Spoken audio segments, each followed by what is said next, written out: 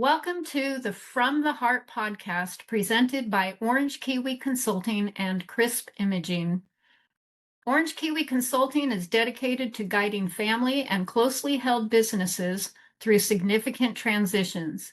You can learn more about their services by visiting their website at orangekiwillc.com. Crisp Imaging is a family-owned reprographics and digital printing provider. They specialize in both large and small format printing, document management, scanning, and archiving. Renowned for their customer-centric approach and top-notch services, Crisp Imaging offers solutions for everything from construction plans and specification books to large-scale exterior graphics and vehicle wraps. For more information, visit their website at crispimg.com. And now, here is the host of the From the Heart podcast, my husband, Ed Hart. Hi, my name is Howard Behar, and I'm a human becomingness. I'm still on the journey of trying to be the best human being that I can be. Not an easy journey, but a fun one. I think of two words when I think of you. On Starbucks coffee, which we're going to talk about a lot. Howard is a former retired president of Starbucks. We're going to talk a lot about the growth of Starbucks. I think when you started with the company, there were 15 or 16 locations. When you left, there were 15,000. There's probably, I don't know, you know the numbers better than I do. Almost 40,000 now. Amazing. Yeah. You should have kept all my stock. You should have kept your stock, right? Yeah, absolutely. Right. I should have bought stock back at those. Well, yeah, it's definitely growing. I mean, all of us have stopped at a Starbucks probably, today or from the time that I record this to the time we post this. Most of our audience will have driven through or visited a Starbucks. My wife's on her way to Starbucks now to meet with a friend. The two words I think of when I think of you and your career are servant leadership. When I started the podcast in 2019, my very first guest was Ken Blanchard, who you know Ken. Right, I know Ken knows Ken. you. Ken and I have spoken about you quite a bit, and you and I have spoken about Ken quite a bit. And obviously Robert Greenleaf and a lot of different individuals who have guided that servant leadership. I wouldn't even call it a concept because it's not concepts come and go and are fads. Servant leadership is not a fad. Servant leadership is just the way to lead. So I guess before we dive into all the details of your books and your intro, I'd like to just start right there. When you think of servant leadership, take this conversation where you'd like to. Well, first of all, servant leadership is not a leadership model. It's a life model. It's how you want to live your life. And that really is I think the gist of it. There are three, as a leader practicing servant leadership though, there are three primary responsibilities you have. The first one is to help your people grow as human beings, help them be better human beings. The second one is to help your people grow as professionals, help them be better at what they want, their chosen work or life work. And the third one is to help them achieve their own goals in life. What are the things that they're trying to get out of their lives? And as a leader, when you do those three things, when you put your people before you, then it's amazing what can happen. And it's amazing how your organization and the culture of your organization can blossom. When did this start for you? When did you first think this is going to be my leadership style? Or did you look back? I mean, some people have that light go off and say, this is when, I found Jesus and I decided this is how I was going to live my life. Yeah. Others, it's a transition, the gradually then suddenly concept of, I never really realized when it happened. It just sort of evolved. Yeah. Was there that evolution or that light bulb for you? Well, I think I was what I would call an unconscious competent. I think I had all the foundation of being a servant leader as just being a human being. I didn't understand. I'd never heard the words. I certainly wasn't a practitioner. I certainly couldn't teach it. And when I got introduced to Robert Greenleaf's work, The Servant as Leader, I went, boom, the light went on. And I said to myself, that's what I want to be. Then from then on, which I was about 27 years old, I went on a journey to become a conscious, competent in servant leadership. In other words, I knew what it was and I knew how to teach it. And so that has been going on for over 50 years. Right. And so it was one of those things that I just said, that's me. That's who I want to become. And I still am learning about it. Sure. Yeah, that's education is the beauty of it, is it never ends. What happens to a culture and an organization when a leader shifts his or her leadership style. Did you see that at all at Starbucks or in your past career where there was a shift in leadership style? And how does that impact the employees from your Uh, perspective? well, I don't want to call it a style because styles Yeah. come and go. Right. Okay, when they shift their commitment, I would say. Okay, and so I think that if it's real and authentic, and a leader holds themselves accountable to living out servant leadership, then the kind of culture it builds is one of support, of caring, of love, of kindness, and of results. Sometimes people think that servant leadership is this mushy stuff. It's, you don't hold people accountable, or there's no performance doesn't matter. That's couldn't be more opposite than that. Servant Right. leadership is about performance. It's about living up to the commitments you make in life. And so when I first came to Starbucks, I mean, the term servant leadership wasn't there. Yeah. People didn't understand. It wasn't that people weren't kind to each other, cared, but it was a coffee company. Right. And I said, well, yes, we do sell coffee, but I believe that we're a people company first. We weren't in the coffee business serving people, but in the people business serving coffee.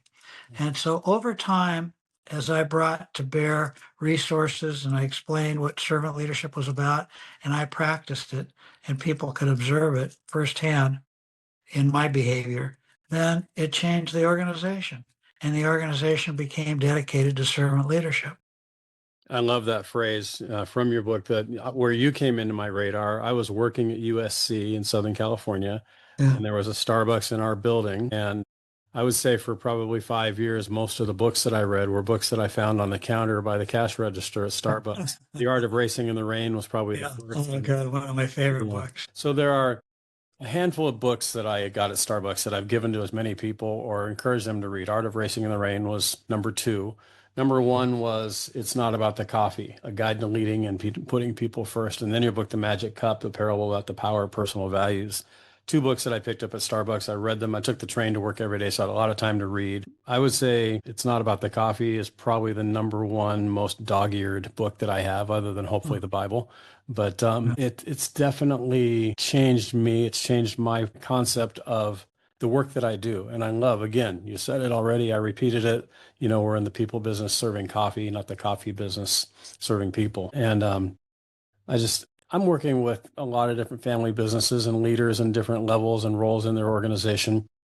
What would you tell that leader that he just knows or she just knows, I just haven't been getting the results from my people that I'd like to? It's probably me, but maybe there's changes in the organization I need to make. How would you coach someone? And you do this. How do you coach someone? Again, I'm not going to use the word style to your point. Yeah. Servant leadership Yeah. isn't a style. How do you change a person, I guess, is really the big question that's hard to do. It's hard to change people. They have to want to change themselves. But what wisdom do you impart or share with people who know they need to change, but they're just not quite sure how? Well, the most difficult person you'll ever have to lead in your whole life is yourself. Yourself, yeah. And it begins with that, is a genuine desire to change who you are and what matters to you. And so you begin a journey of figuring out what are your core values. Okay. And you can go out today, you can go on when I was doing the work, there was no internet. Right. Okay, so I got books and lists and things like that out of the library, but now you can go on the internet and you can type in human values, and you'll see a list of 300 words or plus or minus that could represent human values. And you take that list and you sort it down to the core 8 to 10. Now, they're probably on that list, there's probably 50 or 100 words that fit you in some way or another. But I'm talking about the 8 to 10 that are core to who you are, Yeah. because that's where it begins. You have to know who you are and what matters to you. And only you can do that work.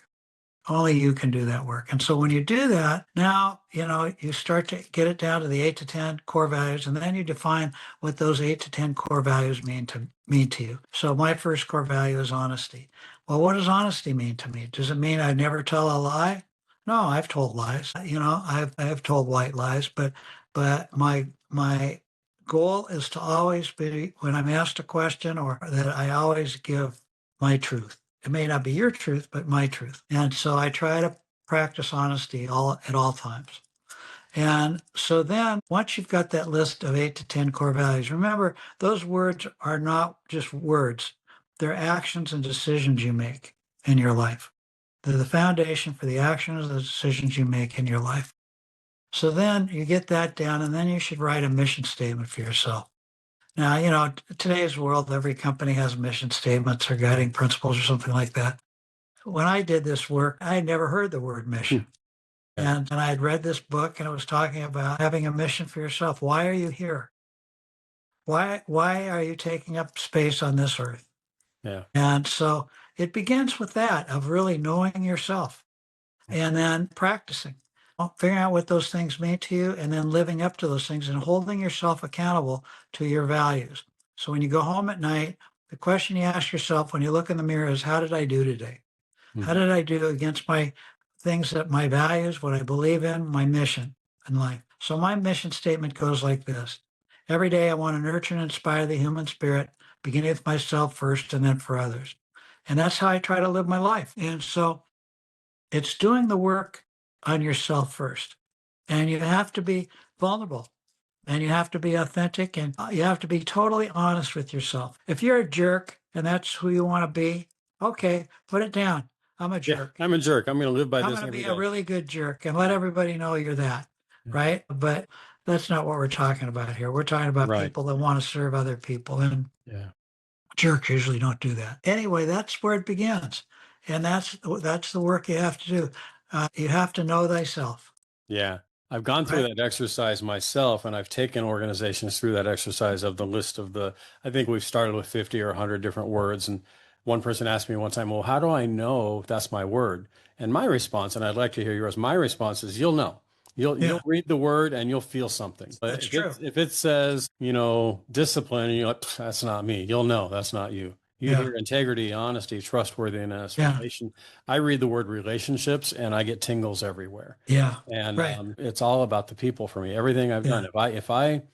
When I choose where I'm going to go or what I'm going to do, my first thought, and sometimes the first question is, who else is going to be there? Not because right, I want to be there, because important people are going to be there. People are there that I either want to get to know or that I do know right, and love, and I want to be around them. right. So for me, I see relationships and I get all the feels, as they say. What would you say is a response to that question? How people will know when they look at that list of 300? I totally agree. You'll know it and you'll feel it. And then particularly when you start to define it, Yeah. right? When you Yeah. define honesty to yourself, right? And then once that's there, it's amazing what it does, right? I don't have it with me right now, but I have a piece of paper. It's a document, just one page. It's a picture of Howard in 50 words or less. It has my mission statement. It has my core values and my 6 Ps, how I want to live my life. And those things, I could tell you everything that's on it, but those things inform what I do in my life. So I'll give you an example of how it works. So I was the chair of the University of Washington Foundation for 2 years, and we raised about $500 million a year in that foundation. So I was on that campus all the time, probably 2, 3 days a week. And I'd have these parking passes that I'd buy 10 for $100, and I could park anywhere I wanted to park. Even when it said no parking, I could park. Hmm. I loved it. On the parking pass, there was a place to put your signature and the date, and it said in pen. Well, one day I come to the campus, I didn't have a pen. I had a pencil, I didn't have a pen. So I made it really dark, and I put it on on the console up in the front, in the windshield. And I went to my meeting and I came back and it was still there. And the next day I had to come again. Well, that parking pass was still there. It was in pencil. Well, there was this little piece of me that said, Howard, you can erase that, put the right, and all of a sudden, boom, Howard, honesty. So, Yeah. right. But I had this little piece of Yeah. me. One of my board of directors said, Howard, they won't miss the $10. You give them hundreds of thousands of dollars a year. But then I just ripped it up. It was Yeah. about a 5-second inner conversation, but those words informed me and how I made my decisions. Yeah. And and that's, others may not, but you do. And That that's what honesty. matters. Yeah. Yeah, exactly. Yeah. The book, The Magic Cup, the parable about the power of personal values. We're on that topic now to a point. I like Ken Blanchard has said, I've never fired anybody. I've just chosen to share them with the competition. That's one of my Yeah. favorite lines from Ken. I've been blessed to get to know Ken really well over the last decade or so. And I hear that term a lot. You've told me, or I've seen you in conversations we've had in the past, and also what I've seen in other interviews you've done, that you have lovingly had to fire somebody many times, Yes. probably. How do Yes. you, people watching and listening today, some may be in a situation where they have to let somebody go. And it's a hard thing to do. It's real hard. Right. I've held on to people for years longer than I probably should have because I saw their potential. And I just, every now and then you see a sliver of, oh man, they're doing great. And then it goes back to the old behavior again. What kind of coaching do you give to leaders who might need to let somebody go in that type of a situation? I mean, when the First of all, performance is bad and they're a jerk, like you said earlier, it's it's a lot easy. easier. These It's jerks. difficult because they're human beings. Yeah, they It's have affecting feelings. their lives, no matter who they are and what they've Yeah. done. But I mean, you first of all, there's a one rule: no surprises.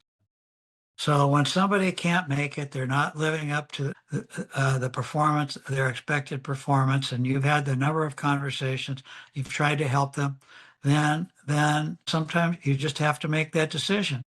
And but it shouldn't be a surprise to the person you're letting go. Yeah. It shouldn't be a surprise. And I like to say you got to love them as much going out the door as you loved them coming in the door. Right? They're still human beings. They're still worthy of your love, no matter what. Mm. And even if they've done something really wrong, right? You forgive them, but you say, this can't be a place for you, you know? And so it's really those two things. No surprises, and love them as much going out the door as you loved them coming in the door. It means you treat them with respect. You Yeah. never fire somebody out of anger. That's such good advice. When we connected, I mean, we connected several years ago, and I was trying to get you to come and speak at an event I was doing at Cal State Fullerton. We hit COVID, and all those events kind of went away. We reconnected when I saw a post of yours on a term that you called retirement depression. What interested me in talking with you is I'm 61. I'm not retiring anytime soon. No. You know, people joke, you know, my pastor has joked that he'll say that, you know, welcome to Ed Hart's retirement party when he speaks at my funeral, because I'll probably work till the day I die, not just out of necessity, but I love work as you do. Talk about just that term. I have a quote, actually, if you don't mind, I'll read that you posted this about a year ago. And if you're okay with it, I'll share it. Sure, You absolutely. wrote, my journey through retirement depression was tough, but it reaffirmed the importance of having a purpose, regardless of which stage of life I'm in. Without a sense of direction, I felt lost despite my past successes.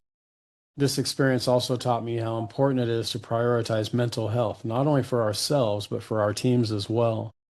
Creating environments of compassion and understanding is crucial. By fostering these spaces, we enable everyone to thrive, both personally and professionally, ensuring that no one feels isolated or unsupported in their struggles. And then the last line, sharing my story wasn't easy, but it's important to further break the stigma around mental health.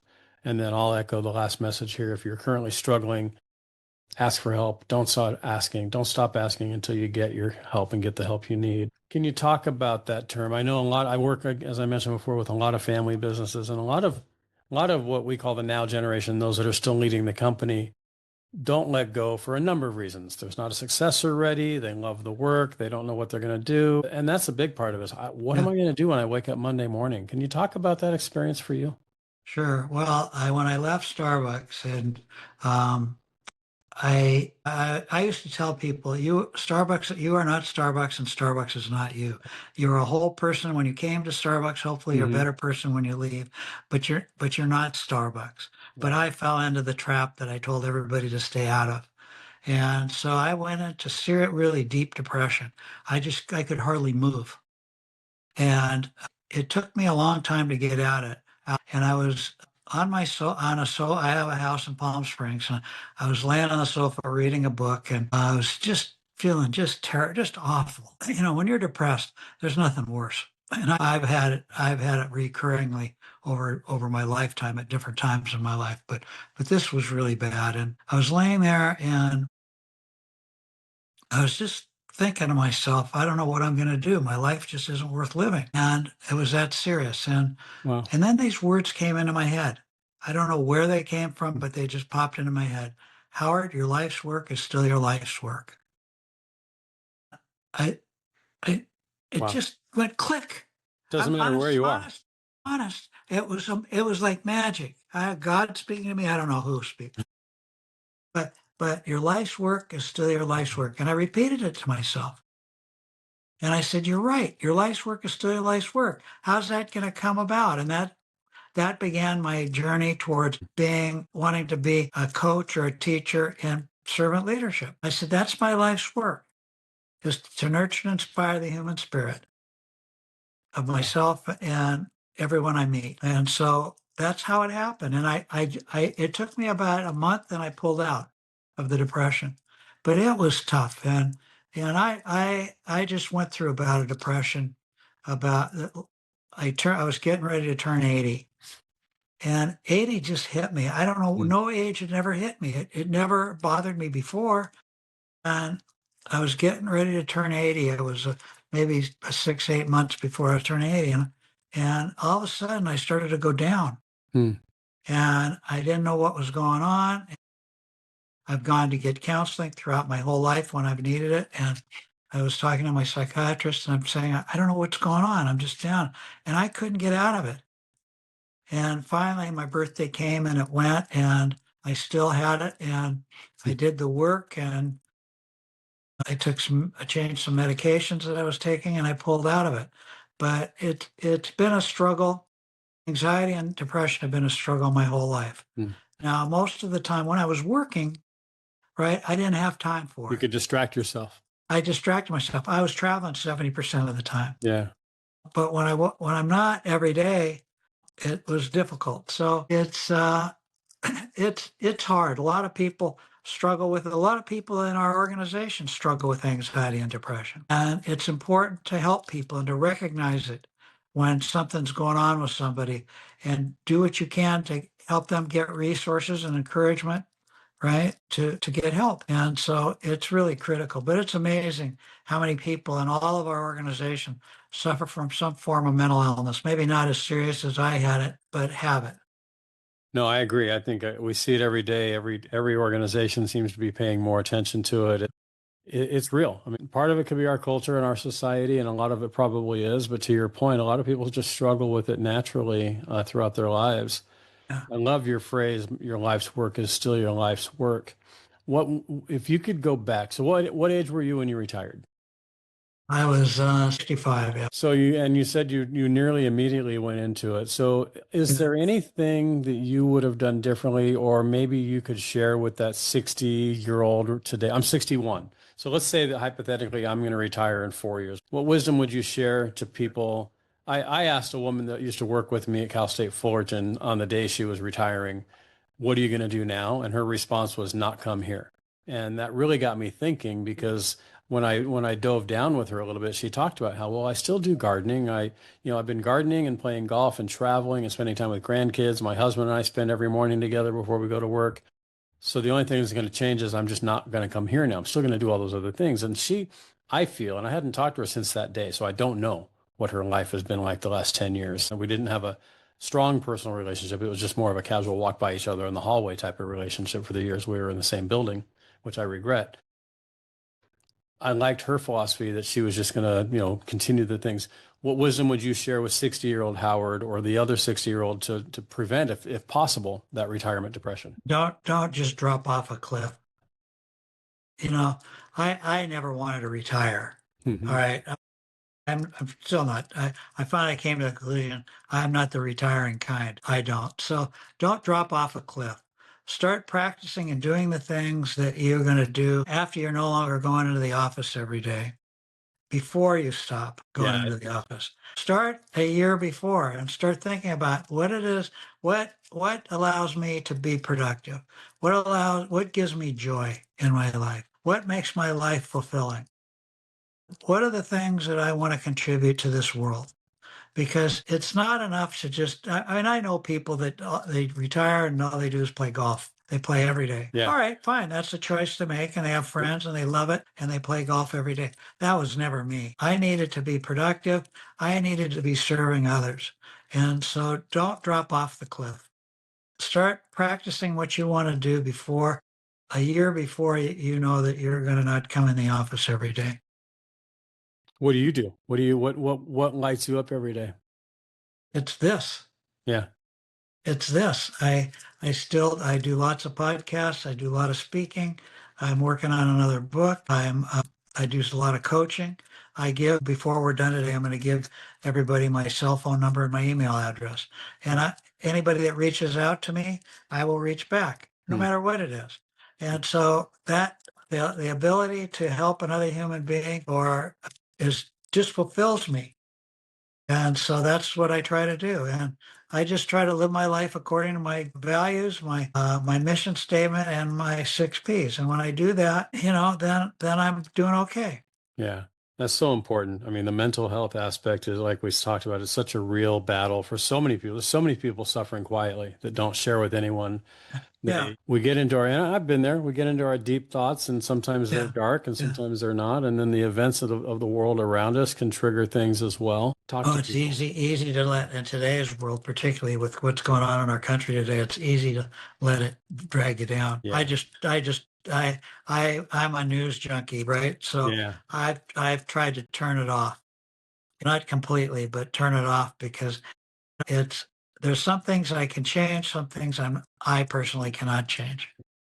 Oh, And yeah, you can turn on the news, and if you want to get depressed, watch the news for an hour. If you want to be yeah, happy, right. you turn it off. Yeah, Yeah, and they're every day. I mean, at the time we're recording this, we're a week and a half removed from what happened with yeah, Charlie Kirk. And yeah. regardless of your feelings about him, what happened is horrible. Yeah, yeah. Well, Many kids lost their dad. anybody that gets killed, right? Anybody that dies, Yeah, right? I mean, without living a full life, without having to really have been able to contribute, young children that die of cancer, but 15 years old, or a guy like Charlie Kirk, who they agree with all the things he said, doesn't. It's not the point. The yeah, point is that he was making contribution that he felt was worthwhile, and so did others. yeah, So that loss for some people is great, yeah. And he's you know. 31, father of young kids. Yeah. When I say the name Howard Schultz, what Yeah. comes to mind for you? Howard Or Schultz, founder of Starbucks. persistence. I mean, he was the most persistent guy that I've probably ever known. I mean, if you asked me to describe entrepreneurs, that would be a word I would use to describe them. But Nice. Howard Schultz was persistent in spades, Excellent. right? When did And you know? Because you came into Starbucks, there's 15 locations. None of us remember it was that. actually it was 28, but Okay. yeah, okay. When did you get that strong feeling that this is going to be, or did you get that feeling? Because Starbucks, I mean, it's comedians talk about Starbucks now that there's one on every corner, and Yeah, right. that's great. It's every grocery store, every airport, every Yeah, college campus has yeah, multiple locations. You can't go to a conference at a hotel and yeah, not see the Starbucks cup somewhere. yeah.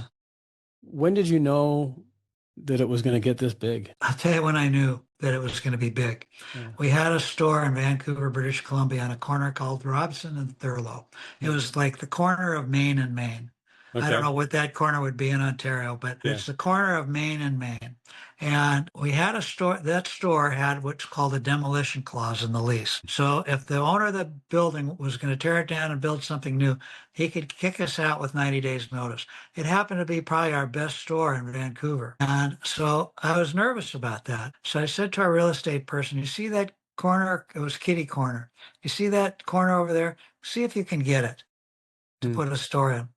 So it happened to be what's called a heritage building. It's a building that you can't just tear down. It was built in the 1800s or early 1900s, Yeah. and you couldn't tear it down. So I thought it would take her a year or whatever to get it. Well, in about a month, she comes back and she says, "I've got it." Wow. And I said, "Okay, what do I do now?" Yeah. I Whoops. got it. Wasn't expecting that. Yeah. I wasn't expecting that. And so now I had to make a decision. Do I sign the lease on that one, knowing we had a store across the street, directly across the street, or do I let it go and wait it out? And I said, let's go for it. And we signed the lease on that one and we opened that store. And amazingly enough, the sales volume on that corner doubled. The one across the street didn't lose a dime worth of sale. The new one opened and equaled the sales on the other corner. And that's when I knew this is bigger than us. That's when I knew. It was incredible. And it was two different kinds of customers. One corner were all the bikers, Hmm. right? And the other corner we called the suits. They were Yep. all the business people coming in suits. It was amazing to That's see. all. I love that. That's so And, cool. and at one day we had 3 stores on the same corner. Wow. Amazing. Did you do that just to see? I mean, you're not just testing it to see, will this work? You knew it would work. I mean, you've No, I thick didn't enough, know. but No, I yeah. did not know. Wow. I didn't know. Yeah, I took a chance. Yeah, that's amazing. What You are you know, I most took proud it. of when you look back at your career? I mean, I know it's a lot. You were there a long time. You saw, as we talked about, incredible growth. But Yeah. when you think back and you sit on your couch or you sit on your chair in Palm Springs looking out at the sunset and you're thinking Yeah. about, wow, this has been a great journey. What makes you, pride's a hard word because pride implies, look what I did. And I don't No, want to yeah, use the no. word pride, but when you look back and what puts a smile on your face when you think about your career there? The people I met, the relationships I built, and the people that left Starbucks and went on to do great things, and Hmm. they took servant leadership with them. That's I awesome. mean, you asked, that's it. That's Yeah. all I want. I want to be sitting on the rocking chair in the nursing home and looking back at my life and say, did I get everything done I wanted to get done? No, but I nurtured and inspired the human spirit. Yeah, I love that. One of the questions, and you hit on it earlier when you said you're going to share your contact info, and we'll get to that. We still have Yeah, some runway left in this yeah. conversation. A question that I've just started asking my guests, how do they reach you? And we'll talk about that. I'm going to ask it slightly differently. Why do people reach out to you now? Other than like I reached out, will you be on my podcast? That's a big deal because you have a great Yeah. story and we want you to inspire people this way. But other than getting on a podcast and what have you, why would you say people reach out to you now? They're struggling with something or looking at an opportunity. It could be a myriad of things. It's amazing the questions that I get or the conversations I have with people. Once I had a woman call me up and said her husband was struggling, hadn't worked in 5 years, right? Was drinking too much. And I said, I am not a counselor. I'm not an Hmm. alcohol counselor, Right. but but I'm happy to talk to him, right? Just so he knows there's other people that have struggled in their lives. I had depression. And so I did. His name happened to be Howard, Nice. There you go. amazingly. Yeah, Not going to forget amazingly that one. enough. And so I had a number of conversations with Howard and I encouraged him. He said, there's nothing, I don't know how to do anything. I said, go get a job at Starbucks or McDonald's. Hmm. Have something to do every day that gets Yeah. you up and gets you going. Right? And then give it your all. And no matter where you are, give it your all. Put your whole self into it. And he did that. And over time, he took pride in his work. He ended up working at Starbucks as a barista. But he got health insurance. He got the things that Starbucks gives. And Yeah. eventually he pulled out of it. And he's found other jobs that are maybe more significant than being a barista, although I think being a barista is a very significant job. But so people call about all sorts of things. And I don't have the answers. I'm not a psychiatrist. If it's a mental health problems, and I encourage them to go get help. And I say, here are organizations you can contact. Or sometimes it's a business problem, Yeah. particularly in retail, which I know a lot about. If people want to know about something, a problem they're having in retail or somebody they need to let go. It's anything. I talk to everybody, and if I'm not the right guy for them, I say, here's somebody you might talk to, or here's a place to go. So allows me to help another human being. And there's nothing for me that's more satisfying, gives me more joy, that fulfills me more than being open to just listening to another person talk. Well, and that's probably the number one act of service that we can give. Yeah, I'm blessed right now to be teaching 15 undergraduate students at a local Christian university here in Southern yeah, California, and I talk to them all the time about every day. I teach every Tuesday and Thursday morning, and they know yeah, when they come in and they're bringing their Starbucks coffee in. yeah, I'll ask them, what are you grateful for? The other yeah. day, one of the girls in class said, I'm grateful for my cup of coffee. Yeah, Great. good. They know that we're going to start the conversation with gratitude. And one of the students said to me the other day, she came up to me after class. She goes, I like how you just listen. And that was like the greatest compliment I could get from a student. And, we're hurting for people who will be good listeners. Anybody can talk. Yeah, Anybody can grab a yeah, microphone like I'm yeah, pointing at right now if you're yeah, watching the yeah, podcast yeah, and talk.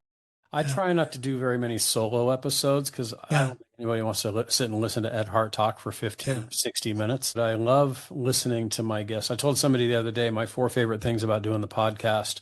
One is the research I get to do to learn about my guest. 2 is the interview I get to do. Yeah. 3 is the editing process when I really get to go back and listen to what Howard shared. I'm listening now as we talk, but I'm really going to dive in and learn more as I re-listen. And then number 4 is the reaction that I get from people who listen to these guests. And so anyway, I went off on a tangent there, but I think that to your point, just listening to someone is so important. We all need that. Absolutely. You shared with me when we spoke a while back about that retirement depression, how, on Friday, I've told your story to many people and I've probably told it wrong.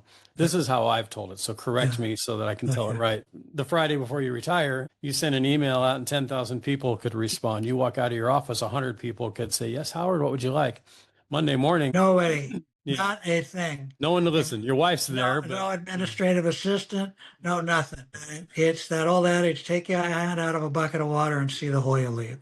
And coming to grips with that, that's why it's so important to start that journey long before you're going to make that day comes.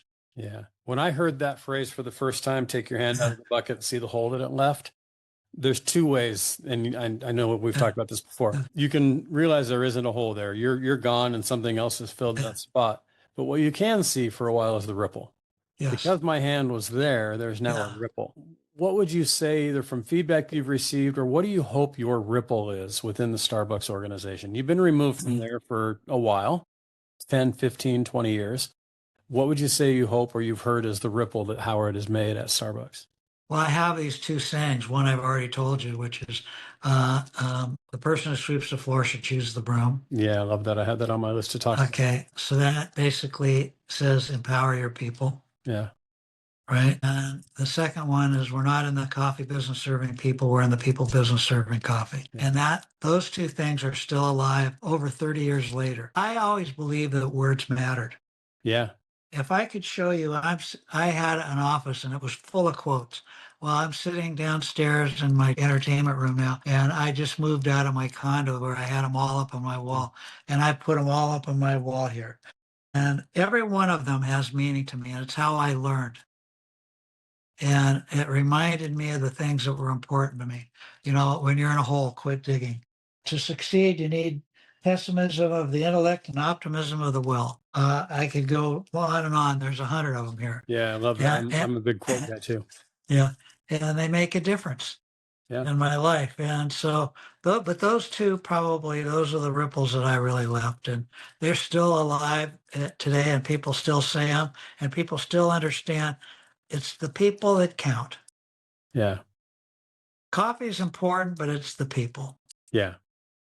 Yeah, I'm not going to go as far as say coffee is coffee, but there's a lot of competitors, and I drink brands of coffee.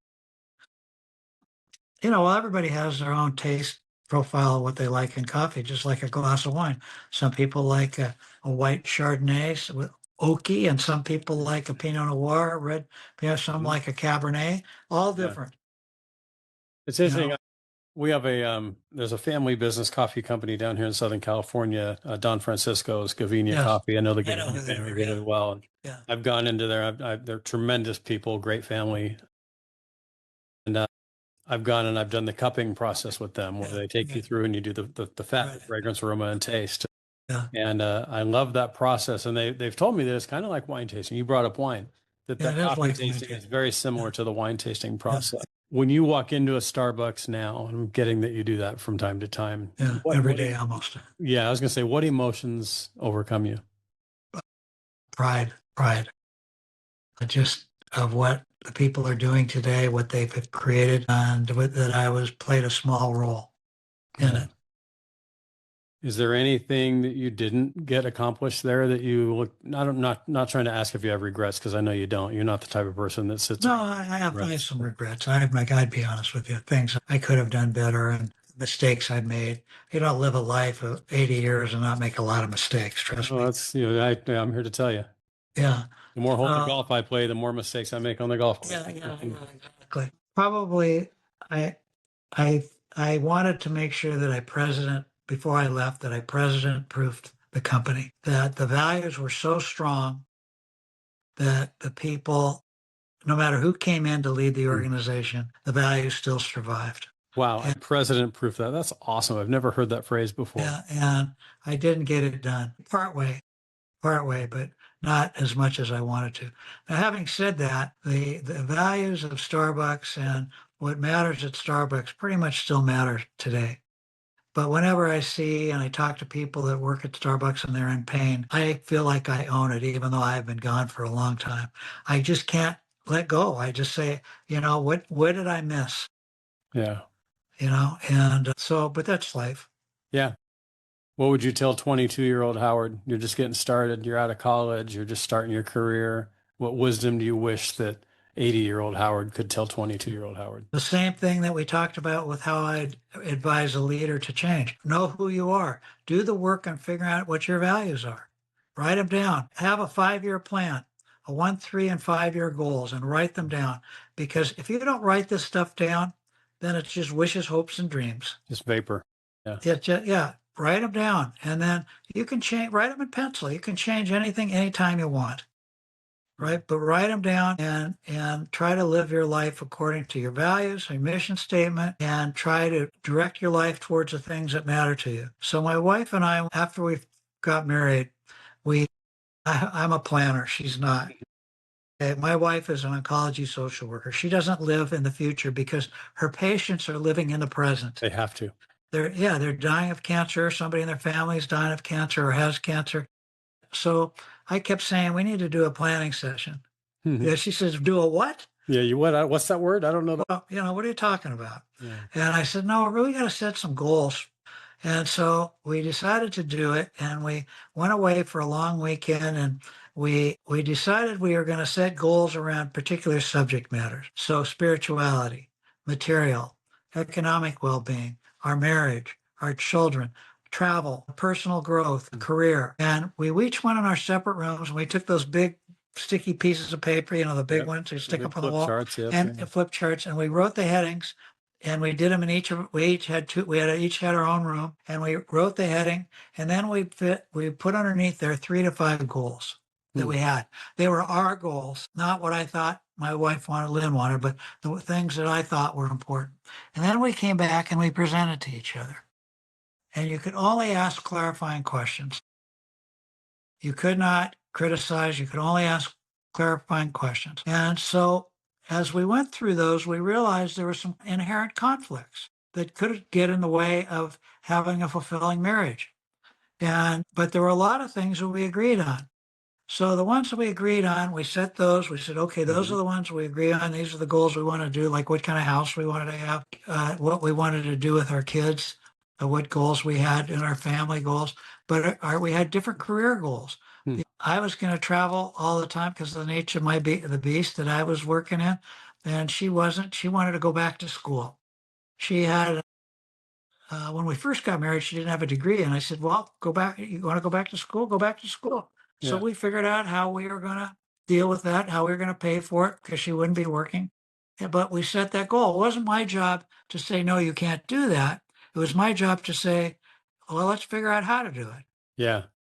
And then she went on and she ended up getting a PhD. So we went through all the education. And so that's what we did. But we each had our own personal goals too, right? We had personal growth goals, things that she wanted to do for herself, things I wanted to do. We had big places we wanted to travel to. We had disagreements. She loved Mexico. I like Hawaii. And we still argue about Mexico and Hawaii.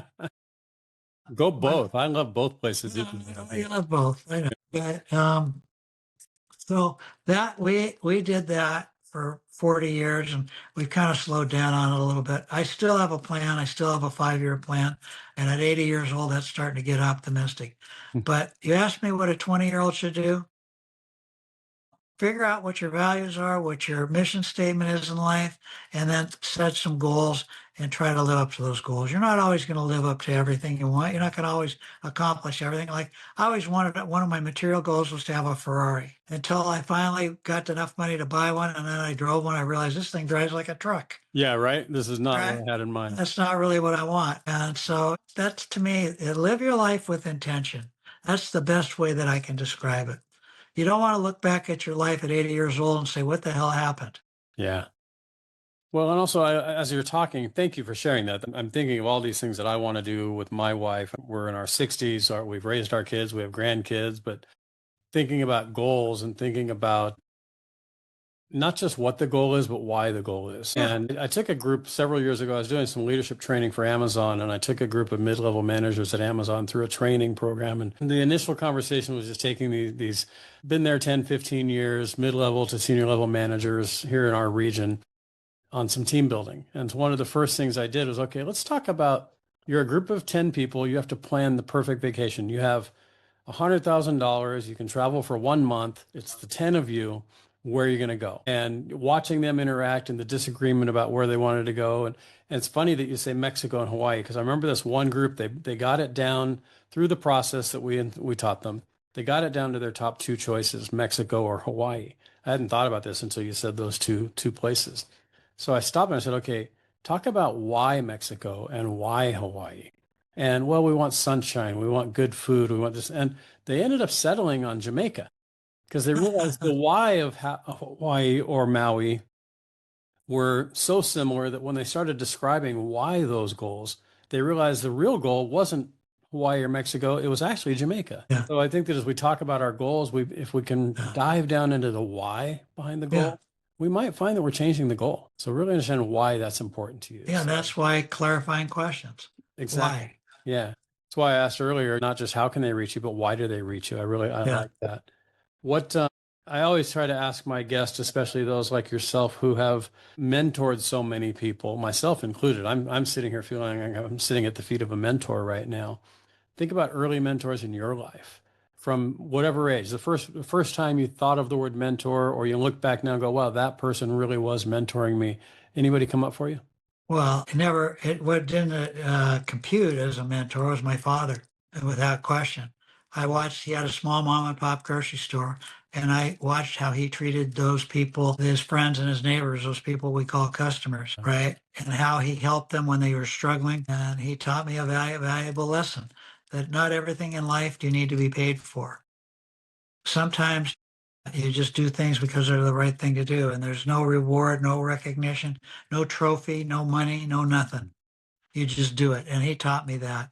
Probably that was, and then I have been fortunate all along the way. I've had people that have been there for me. And whether you call them mentors or just friends or whatever you Friends. want to Yeah. call them, they've been there. And I had one significant one, a guy named Jim Jensen. And he's still a friend today, and he's only about 3 years older than I am. And he was the one that introduced me to Robert Greenleaf's work. And he was the one that taught me how to set goals and how to write down my values. He was the one that encouraged me. He said, "You can." And it made a huge difference in my life. He was an interesting guy because he had an incredibly bright side, but he had an equally dark side. Mm, And I had to be very careful of what I chose to follow and thoughtful about it. interesting. Yeah. Yeah, there's no perfect person. No, none of us. And part of being in great relationship with people isn't turning the other way, but it's learning to love. I mean, you look at your wife, I look at my wife, the people around us, we love those differences. We embrace those differences. We learn from them. And there's a line in a song somewhere about being perfectly imperfect. Yeah, And perfect. probably a lot of songs, but one that when you think about things that break your heart, what comes to mind? People that are mean, people that don't treat other people with respect and dignity. When I see that and I watch people abuse other people, I don't care how righteous they think their cause is, right? When I hear that, when I see that, it makes me angry. And it's about the only place that I really get angry, you know, and so when I see that, you could miss your numbers for 3 years at Starbucks, right? But if you messed with the people, I'd help you as best as I could, but you were going to be out the door because people that abuse others, people that don't treat others with respect and dignity, people that sit in judgment of others without being able to look at themselves, I have no time. I I mean, appreciate that. you, That's you're a Christian. I mean, what did Jesus do? loved unconditionally. He did, and he didn't Yeah. sit in judgment of anybody. No, You know, he didn't abuse others. He didn't threaten others. right. Right. Yeah. Servant leadership, I mean, you want to know the foundation of servant leadership? It There was you go. Jesus and people like Jesus. I mean, he Yeah. wasn't the first. There were others, but it's that.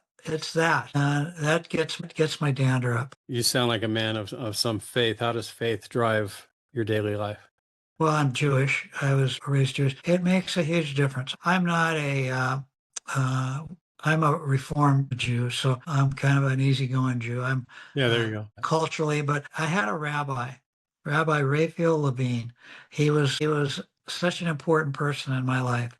And when I graduated or got confirmed from Sunday school, went all the way through 12th grade in religious school, right?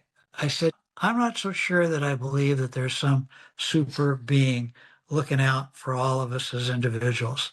And he said, Howard, it's not important. What's important is how you live your life and how you treat others. And if you choose to accept another being, good. If you choose not to, as long as you live your life serving others and caring about others and being kind to others, you'll be just fine.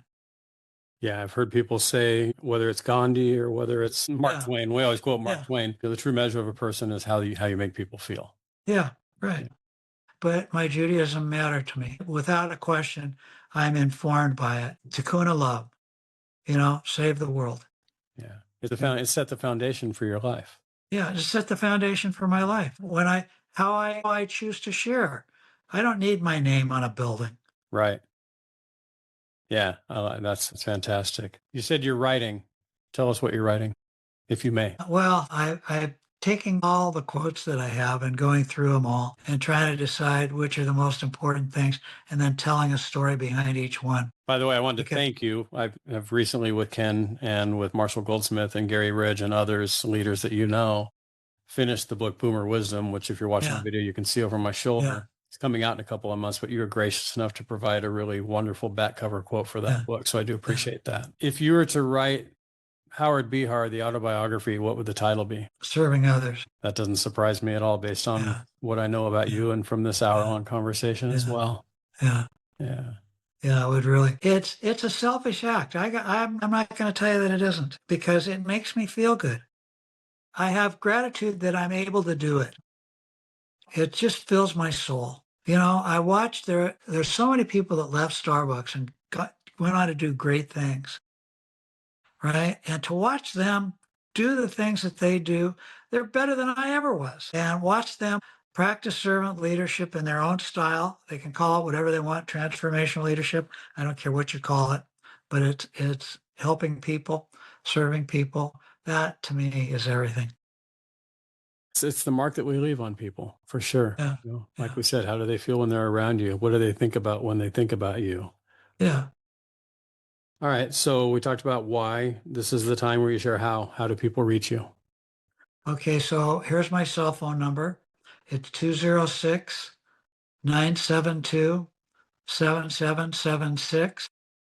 And my email address is HB, my initials and my name. Behar. Sometimes I'm a little slow to get back, but I always get back. Yeah.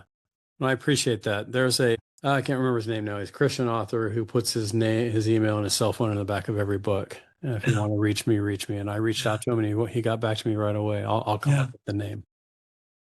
Now, I love that. I love that you do that. I love that you put that out there for people because, as we talked about earlier in this conversation, if someone's going through something difficult, it's really great to talk to family and friends, but sometimes that's too risky. I'm going through a tough time. It's real hard for me to talk to my closest loved ones about it. Yeah. Yes. But being able to talk to somebody else really can make a difference. It's really true. I'm the same way. Yeah.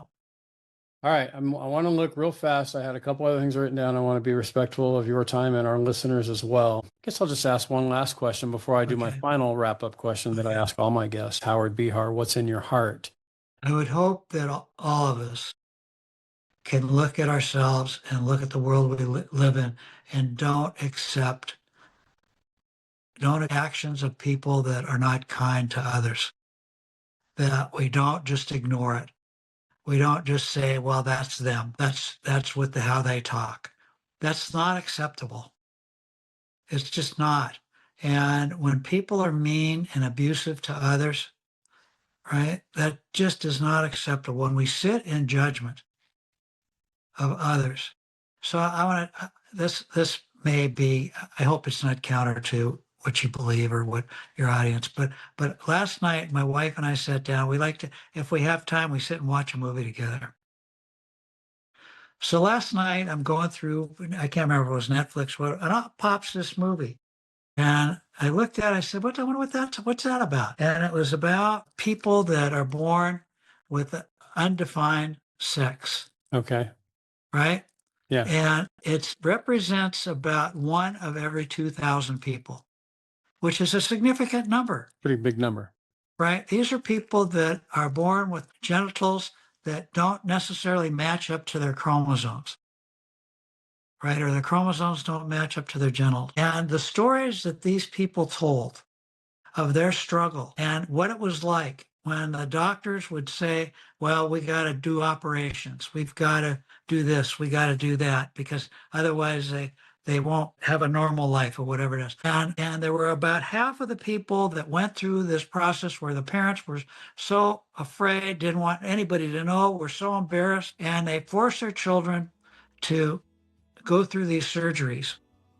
And the other half of the people, the parents just accepted them for who they were and what they were and loved them for what they were. It was, I mean, tears are coming down my face as I'm listening to this. And it's so easy for us to sit in judgment, right? Because we don't understand or we don't accept. Jesus loved everybody. So let's love everybody. So that's what I would hope.